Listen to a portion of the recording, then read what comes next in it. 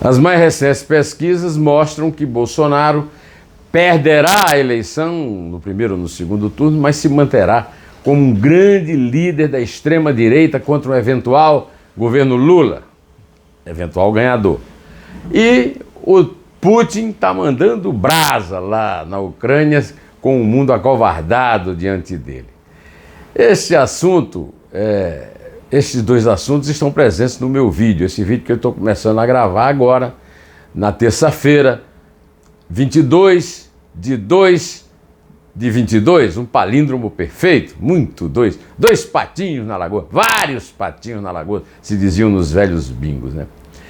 Em 2013, quando eu frequentei as manifestações na Paulista contra os desgovernos de então, a época era Dilma Rousseff do PT, eu comentei várias vezes com Isabel, minha acompanhante nestes périplos, que aqueles grupos acanhados que defendiam a volta da ditadura militar eram absolutamente desprezíveis no Brasil. Eu nunca imaginei, eu desdenhei da ação política desse grupo, que um grupo saído exatamente, não deles, não dos nostálgicos da ditadura, mas exatamente dos golpistas, dos que tentaram derrubar o penúltimo presidente para mudar o último do regime militar, o Geisel, né, apoiando o general Silvio Frota, chegaria ao poder, à presidência e agora ao comando de um grupo político forte no país, que é o que as pesquisas estão mostrando, né?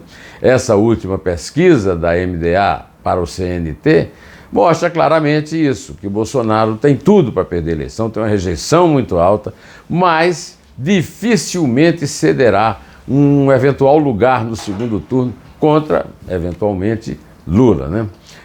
Eliane Cantanhede escreveu um brilhante artigo no Estadão de hoje a respeito do crescimento recente do Bolsonaro. Não é suficiente para ele ganhar, mas é o suficiente para ele se tornar, digamos, aqui nós, uma espécie de Trump brasileiro, né?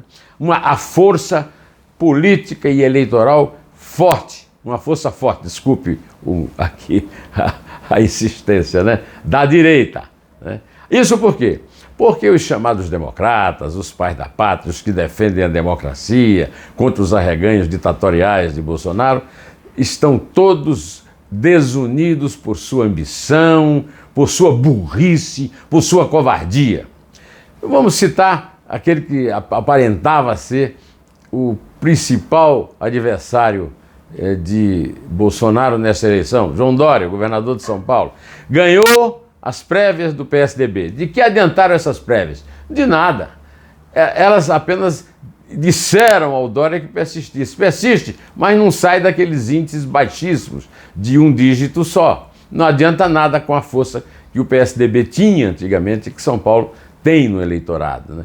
É claro que o Dória é burro, né? Ele está dando um de burro, ele que podia ser o personagem da vacina, da imunização, se transformou numa espécie de novo Zé Serra, aquele cara que prometia encerrar o mandato para prefeito e não encerrou.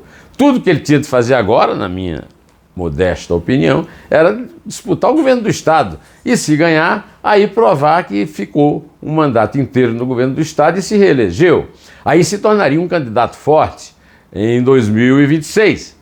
Ah, não, ele quer agora, mas agora ele não tem jeito. Agora o que ele faz é segurar a terceira via lá embaixo. E dentro dessa terceira via, aquele que foi derrotado nas prévias, o governador do Rio Grande do Sul, Eduardo Leite, numa prova incrível de mau caráter, disputando uma eleição que ele tinha jurado não disputar, porque perdeu a prévia. Ele perdeu a prévia. Ô, governador, você perdeu a prévia. Ou disputa o governo do Estado aí de novo, ou vai para casa, meu. Que coisa mais ridícula, que coisa mais sem moral, né? O Moro não conseguiu decolar, ainda pode decolar, mas não conseguiu. E quem segura o Moro é o Ciro, que por sua vez também não decola. Então um segura o outro e não deixa nenhum deles subir. Enquanto isso, o Bolsonaro se mantém como uma grande força de oposição a um eventual governo que sair dessa urna, principalmente se for o governo Lula do PT, né? O Bolsonaro já avisou que não vai à posse de Nelson Fachin e de Alexandre de Moraes no Tribunal Superior Eleitoral. Edson Fachin e Alexandre de Moraes, que não vai à posse deles dois, né, no Tribunal Superior Eleitoral. O presidente da República tem a obrigação de ir, até porque disputa a eleição, mas ele quer mesmo deixar claro que não respeita o TSE. E não respeita com razão. O TSE aponta todos os crimes. O Bolsonaro está fazendo campanha desde 2017 até hoje, nunca parou. E o TSE fica fingindo que não vê, fica criticando, batendo nele, mas não toma a providência que é evitar a sua eleição. Da mesma forma que tinha que também evitar a eleição de Lula por todas as condenações que o Lula teve, mas o Lula foi dispensado pelos coleguinhas desses ministros do TSE lá no Tribunal Superior, no Supremo Tribunal Federal, né? Pois é, nesse caso aqui, nós temos uma boa frase, que é o título do comentário da colega do Globo. Como é que chama a colega lá do Globo? Não, colega do Globo, a editora Miriam Leitão. Miriam Leitão disse o seguinte: diante de uma agenda que não contém nada, o Bolsonaro decide não ir à posse do TSE. Neste dia é uma coisa significativa, porque neste dia a Folha de São Paulo está publicando uma reportagem muito grave, conseguida lá pela lei da transparência, de que o senador sonso, Flávio Bolsonaro, o primogênito do Jair, conseguiu, com o diretor da Receita Federal na época, José Tostes Júnior, a composição de uma comissão de 5 auditores para julgar uma denúncia que ele fez, que os auditores da Receita Federal deram um golpe nele ao mandar informações falsas para o COAF. Foram 5 auditores, fizeram a pesquisa durante 4 meses e descobriram que não houve nada, que ele não tinha razão, mas ainda assim o Paulo Guedes, como sempre fazendo o serviço sujo para o Bolsonaro, chamou o Tostes e disse: você não é mais o diretor. E o diretor passou a ser um bolsonarista de carteirinha, o Júlio César Vieira Gomes, que tomou posse logo em seguida e que está lá disposto a fazer novas investigações a favor do Flávio Bolsonaro. Mas que vergonha! O Brasil é definitivamente uma vergonha, né? Pois é, não é só o Brasil não, né? Do mesmo jeito que o TSE não faz nada para impedir as ilegalidades, os crimes cometidos pelos 2 candidatos favoritos, o Bolsonaro e o Lula, o mundo se faz de inocente diante das iniciativas da Rússia, lá na Ucrânia, né? Primeiro, o parlamento russo autorizou o uso de tropas em território estrangeiro. Putin está negando que mandou tropas para apoiar os separatistas de Donetsk e de Luhansk. Mas é evidente que tem tropa lá, né? O mundo inteiro está vendo. Agora, aí anunciam sanções, mas o Putin não altera 1 milímetro, né? Isso levou o meu querido amigo, o Fred Navarro, a escrever um tweet que entrou nos trends do Twitter, né? Fred é o autor desse dicionário do Nordeste, que é uma obra-prima, e é neto de Antenor Navarro, que deu nome a uma cidade na qual eu nasci. O Iraúna era um distrito de Antenor Navarro, o avô dele. E agora se chama São João do Rio do Peixe. E sabe o que é que o Fred escreveu? Está aqui, ó. Putin joga xadrez, Biden joga war, Macron joga paciência, Bolsonaro joga peteca. Por isso que ele está lá no alto, né? E a verdade é que hoje o mundo se comporta como os juízes do TSE brasileiro, né? Denunciam, falam mal, gritam, mas não agem, não usam o poder punitivo da lei. Por falar em poder punitivo da lei, o protesto de PM lá em Minas Gerais, lembrando do Ceará recentemente, é um protesto perigoso. Homens armados reunidos em protesto na rua, prometendo motim, não é greve, é motim.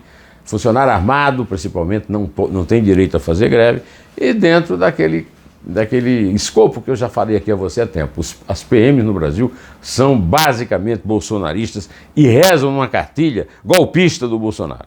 Essa de Minas está nesse mesmo caminho, né?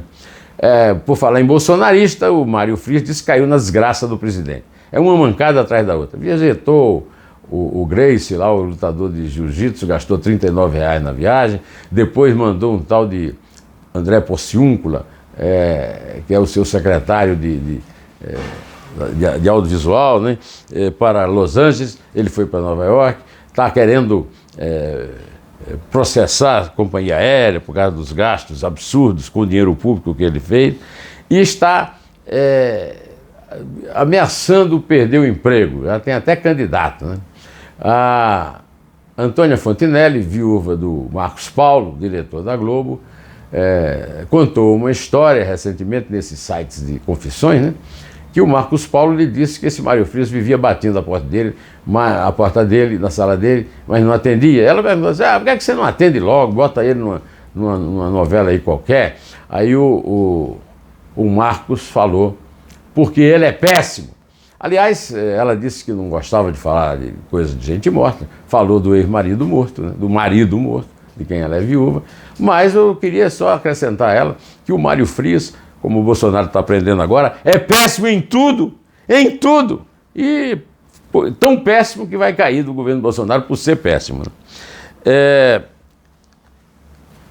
Péssimos também são os assassinos, claramente milicianos, do congolês Moise Jabangabe.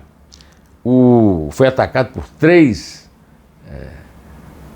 bate-paus do pretenso dono do quiosque lá na praia da Barra da Tijuca, no Rio de Janeiro, o quiosque Biruta, e segundo o Ministério Público, na peça de acusação desses assassinos, o congolês foi tratado como um animal peçonhento e apanhou até morrer.